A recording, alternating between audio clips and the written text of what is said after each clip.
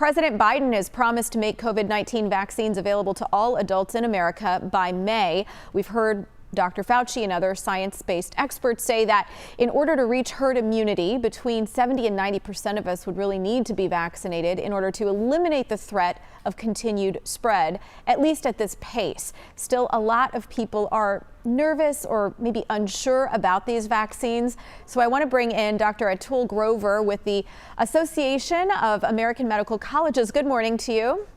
Good morning, Sonia. Thanks for having me. So among the most hesitant, according to the CDC, are people in rural areas, also Black and Hispanic adults, and even some healthcare workers. So what do you attribute this to? Well, first of all, I think it's critically important to understand that the vaccines, the 3 approved under emergency use in the U.S., are incredibly safe and incredibly effective, even though it was done quickly.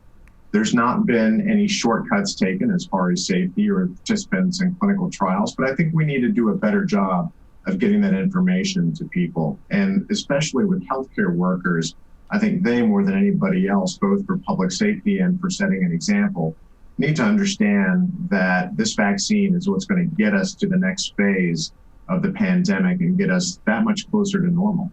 So, Dr. Grover, maybe we can just take this opportunity now, right, to talk about these COVID vaccines. How are they developed? How do they work?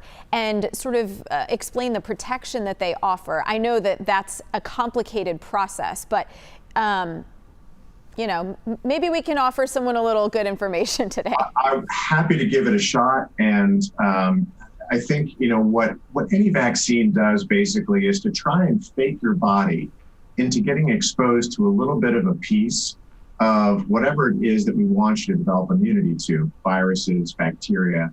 But, you know, when you get a flu shot, when you get a hepatitis B shot, when you get other shots, basically what those shots do is introduce a small bit of protein that looks just like the proteins that are on a virus.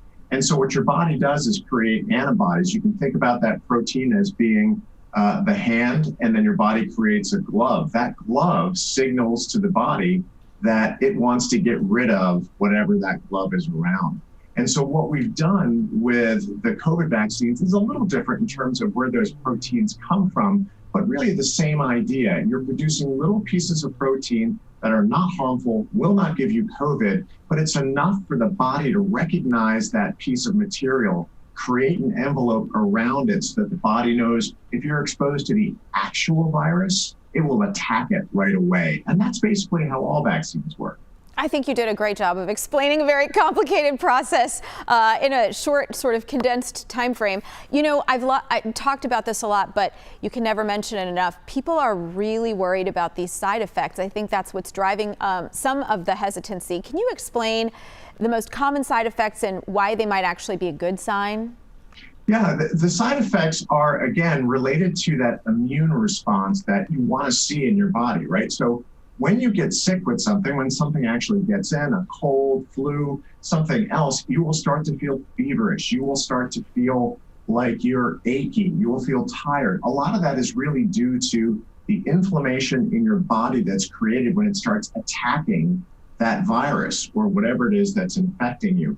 So essentially what we're doing is simulating that infection because, as I said, you're creating this way to identify those pieces of virus that are coming in. Your body starts attacking it, and that can create a little bit of inflammation. But it's really just like a flu shot that hopefully all of us are getting annually. A little bit of redness, a little bit of soreness. Maybe you'll feel some tiredness. I certainly did after my first shot, went away after about 24 hours and was able to work through it. But all of these things are really just signs that your body is working the way it's supposed to and that the vaccine is working the way it's supposed to. And so that should really be comforting, although it'll be uncomfortable for maybe a day or so.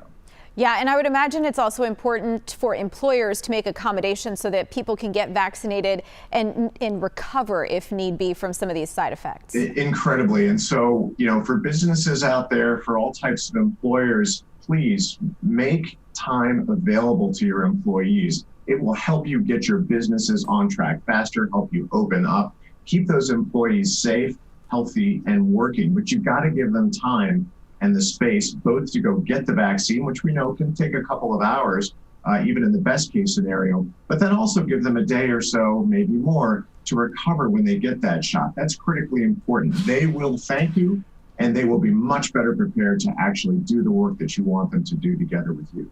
Great advice, as always. Dr. Grover, great to see you. Thank you so much for your time today. Good to see you. Thanks, Sonny.